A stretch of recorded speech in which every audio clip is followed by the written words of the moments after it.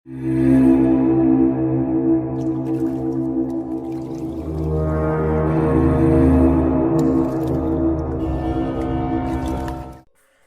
datang di Cerita Bebas Channel.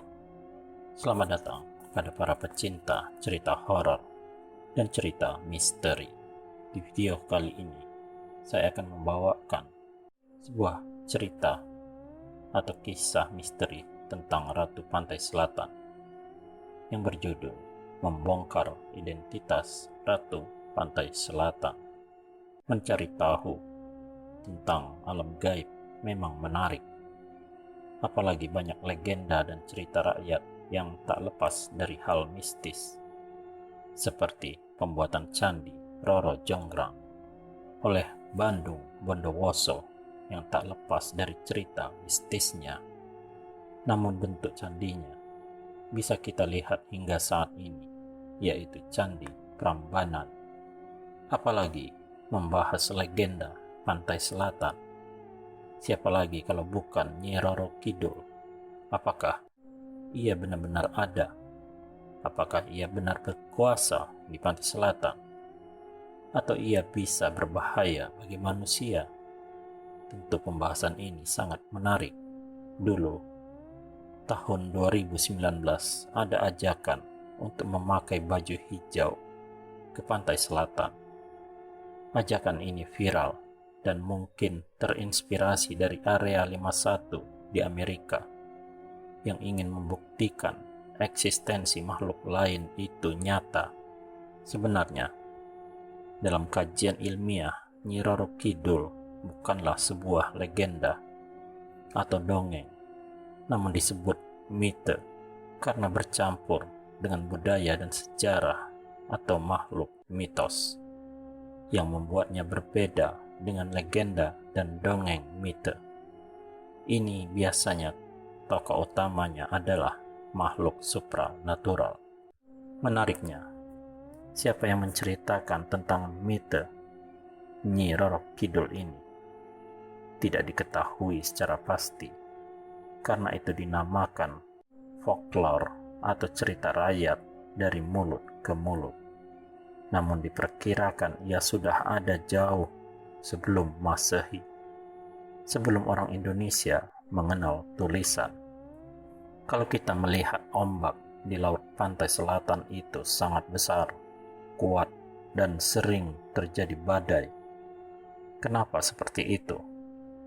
Karena di area Pulau Jawa terdapat salah satu palung terdalam di dunia, yaitu Palung Jawa, yang bersanding dengan Palung Mariana, Amerika Serikat, dan Palung Puerto Rico. Palung Jawa yang berada di Samudra Hindia ini memiliki titik terdalam hingga 7.455 meter. Titik terdalam palung ini berada pada jarak 320 km dari lepas pantai selatan Yogyakarta. Tak heran, titik inilah yang memberikan ombak yang cukup besar. Kalau orang tenggelam dijamin hilang karena ada palung. Apalagi hewannya pun lebih beragam, terlebih hewan predator karena laut lepas. Maka inilah samudera tak berujung yang langsung menuju ke kutub selatan. Maka pantai sisi selatan Pulau Jawa ini cukup mengerikan. Jadi, tidak heran manusia di masa lalu mengaitkan apa yang terjadi di Pantai Selatan dengan hal supranatural. Mereka pun lantas memitoskan sosok makhluk yang dinamakan Kanjeng Ratu Selatan atau Nyi Roro Kidul. Siapa yang menceritakannya pertama kali? Dalam cerita Sunda di masa Pajajaran, ada cerita Dewi Kadita, yaitu putri dari kerajaan Pajajaran, yang disantet dan menyebabkan penyakit kulit. Lantas ia malu, lalu menceburkan dirinya ke Pantai Selatan dan jadi penguasa Dedemit.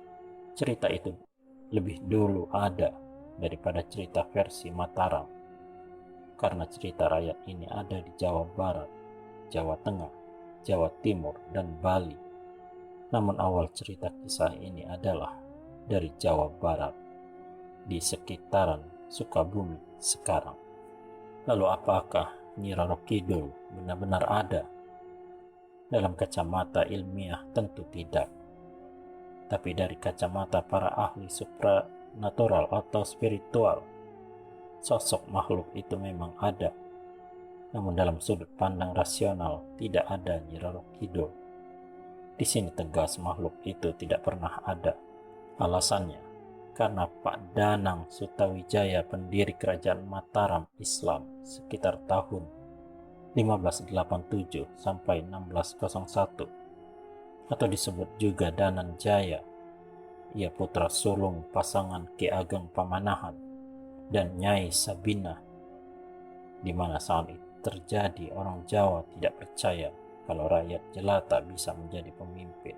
Maka ada ungkapan rakyat jelata darahnya merah, sedang pemimpin itu darahnya biru. Karena di zaman Jawa kuno, pembagian kasta itu masih melekat. Makanya mereka tak percaya kalau ada pemimpin dari rakyat jelata. Mereka anggap pemimpin itu darahnya biru, dari keturunan dewa. Jadi kalau sang raja meninggal, maka keturunan atau kerabatnya saja yang bisa meneruskan, karena sama-sama darah biru, sama-sama masih keturunan dewa. Dalam sejarah Indonesia ada dua pemimpin yang bukan dari keturunan raja, yaitu Ken Arok dan Sutawijaya. Dari keyakinan inilah akhirnya mereka harus melegitimasi dirinya agar diterima oleh rakyat dan dipercaya masih keturunan dewa. Ken Arok menghubungkan dirinya dengan dewa. Sejarawan Slamet Mulyana dalam Menuju Puncak Kemegahan Sejarah Kerajaan Majapahit menafsirkan Ken Arok sebagai anak dari hasil perbuatan tidak senonoh antara Ken Endok dan laki-laki lain, Dewa Brahma. Kisah Ken Arok juga termuat dalam kitab Nagara Kartagama karya Empu Prapanca yang ditulis tahun 1365 dan Kidung Harsawijaya. Negara Kartagama menyebut Ken Arok sebagai keturunan raja atau dewa yang lahir tanpa melalui kandungan atau tidak beribu. Sedangkan Kidung Harsawijaya menyebut Ki Anrok keturunan orang Pangkur, anak Nin Endok yang menjadi raja dengan gelar Sri Rajasa. Ahli epigrafi Bukhari lebih tegas lagi menyebut perbuatan tidak senonoh itu sebagai pemerkosaan. Tetapi siapa pelakunya? Yang dilambangkan sebagai Dewa Brahma, Bukhari menafsirkan tulisan kitab Raraton berusaha menutupi kenyataan bahwa pemerkosa Ken Endok ialah orang-orang yang berkuasa atas wilayah dan rakyat di situ, yaitu Tunggul Ametung. Cerita ini untuk mendukung legitimasi bahwa Ken Arok adalah keturunan dari dewa. Begitu juga dengan Sutawijaya yang melakukan hal yang sama, karena tidak ada darah keturunan raja, walaupun masih ada tapi jauh leluhurnya. Maka untuk melegitimasi dirinya sebagai raja, ketika sukses bersama Ki Ageng Pamanahan membantu Jaka Tingkir dan mengalahkan Arya Penangsang, identitas Ratu Pantai Selatan, Jaka Tingkir kemudian mendirikan kerajaan Pajang dan menghadiahkan tanah Mentau atau di Kota Gede, Yogyakarta sekarang, kepada Ki Ageng Pamanahan dan Sutawijaya. Pada masa kepemimpinan Ki Ageng Pamanahan, status Mataram Islam hanyalah sebuah kadipaten di kerajaan Pajang.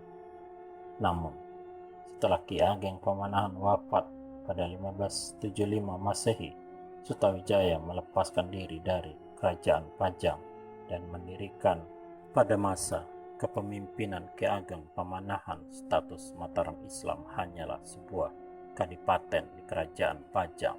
Namun, setelah Ki Ageng Pamanahan wafat pada 1575 Masehi, Sutawijaya melepaskan diri dari Kerajaan Pajang dan mendirikan Kerajaan Mataram Islam pada tahun 1582 Masehi. Bagaimana cara dia meyakinkan masyarakat bahwa dia layak untuk memimpin? Dia mau menghubungkan dengan dewa. Agak susah karena dia muslim, bahkan banyak penduduk Jawa juga sudah muslim.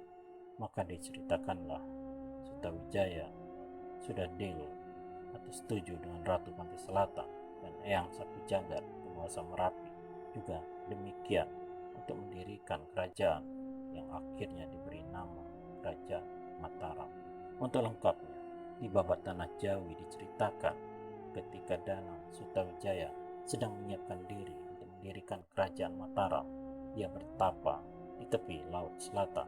Bersemadi yang dilakukan Sutawijaya ini mengakibatkan air laut juga bergejolak. Ombak menjadi besar menghantam pantai. Semedi yang dilakukan Sutawijaya menimbulkan hawa panas. Ratu Kidul yang menguasai dunia gaib Laut Selatan keluar dari laut mencari penyebab pergolakan hawa panas di laut. Di tepi pantai, Ratu Kidul menemukan sesosok lelaki gagah tengah bersemedi.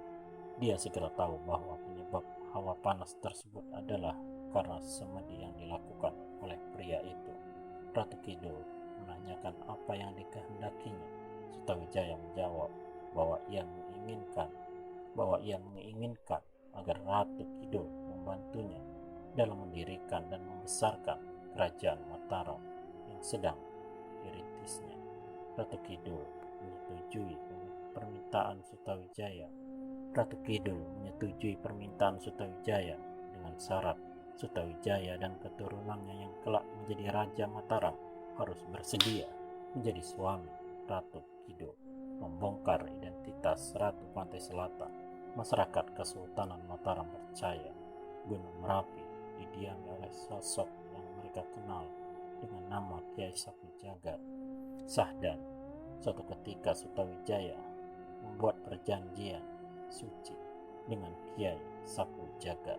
Isi perjanjian itu adalah salah satunya Raja Mataram beserta keturunannya bersedia memberikan sesaji untuk menguasai Merapi setiap tahun. Sebagai imbalannya, rakyat Mataram dilindungi dari bencana. Dalam perkembangannya, labuhan yang berarti persembahan menjadi ritual wajib Keraton Jogja. Tanpa mengurangi kesakralannya, pelaksanaannya harus bergantung pada perintah raja yang berkuasa dan dipimpin oleh juru kunci Merapi. Maka pusat kerajaan Mataram yang sekarang menjadi Yogyakarta Baru, tepat di tengah segaris dengan Gunung Merapi dan pantai Parangtritis. Dari situlah banyak orang mulai mensakralkan. Yang awalnya cerita rakyat dari tanah Pajajaran kini berkembang menjadi sangat sakral. Menurut penjelasan ilmiahnya yang rasional, Nyi Roro Kidul adalah alat politik untuk Sutawijaya agar legitimasi. Menurut penjelasan ilmiahnya yang rasional, Nyi Roro Kidul adalah alat politik untuk Sutawijaya agar legitimasi dirinya diterima oleh masyarakat yang setelah menjadi raja namanya adalah Panembahan Senopati. Maka yang awalnya Dewi Kandita namanya pun berganti-ganti. Ada yang bilang Nyi Roro Kidul, Nyai Belorong, ada juga Ratu Pantai Selatan. Jadi ini yang memberikan petunjuk bahwa cerita rakyat ini hanyalah mitos. Karena semakin maju peradaban, semakin banyak namanya, karena tidak adanya wujud dari siapa itu Nyi Roro Kidul sebenarnya. Jadi tukang cerita bebas-bebas saja memberikan label nama dari cerita ini. Bahkan perubahan zaman membuat perusahaan perubahan zaman membuat perkembangan cerita menjadi lebih luas. Lantas bagaimana kalau ada yang percaya pada Nyi Roro Kidul? Ya tidak apa-apa, bukannya itu musyrik. Tidak, kecuali kita percaya bahwa Nyi Roro Kidul punya kekuatan mandiri di luar kekuatan Tuhan. Kalau dalam Islam mengakui jin itu ada, dan bisa saja Nyi Roro Kidul ini bagian dari jin kalau mau dimasukkan. Namun kalau dari sudut pandang ilmiah tidak bisa, karena itu kan cerita rakyat dan harus kita ambil petuahnya. Karena cerita rakyat mau bentuknya dongeng, mite atau legenda, kalau ada petuah yang dilanggar bisa saja menjadi berbahaya. Contohnya, jangan pakai baju hijau di pantai selatan. Itu benar, karena ketika kamu tenggelam, warna laut akan tersamarkan. Apalagi ombak pantai selatan itu besar dan ada palung di dalamnya. Maka larangan dari cerita mitos ini memang selaras dengan bahayanya. Ini yang harus kita hormati dari cerita rakyat yang beredar di Indonesia. Sekian pembahasan ini, melihat dari sudut pandang ilmiahnya. Terima kasih yang sudah mendengarkan video ini sampai akhir. Bila ada kritik, silakan disampaikan. Semoga video ini bermanfaat. Terima kasih. Sampai jumpa.